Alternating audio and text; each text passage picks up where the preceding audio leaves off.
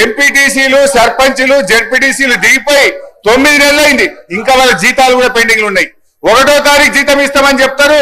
ZP చైర్మన్లకు, జెడ్పీటీసీలకు, ఎంపీటీసీలకు దిగిపోయి 9 నెలలైనా 3 నెలల జీతాలు పెండింగ్ ఉన్నాయి అధ్యక్ష. ఆ జీతాలు ఇయరైతే పనిచేసిన దానికి బిల్లులు ఇయరైతే వాళ్ళు మిత్తిలు కట్టలేక, అప్పులు కట్టలేక ఇవాళ చాలా బాధల్లో ఉన్నారు. నేను సూటిగా మంత్రి గారిని అడిగేది ఒక్కటే, దయచేసి త్వరలో ఇస్తాము, తొందరలో ఇస్తాం కాదు అధ్యక్ష, స్పష్టమైన డేట్ చెప్పి గ్రామ పంచాయతీ ఎన్నికలు మీరు పెట్టబోతున్నారు, ఆ లోపు వాళ్ళ బిల్లులన్నీ కూడా క్లియర్ చేయాలని చెప్తా ఉన్నాం. మీ దాంట్లో ఏం చెప్పింది అధ్యక్ష? ఈరోజు కాంగ్రెస్ పార్టీ మేనిఫెస్టోలో ఏం చెప్పింది అధ్యక్ష?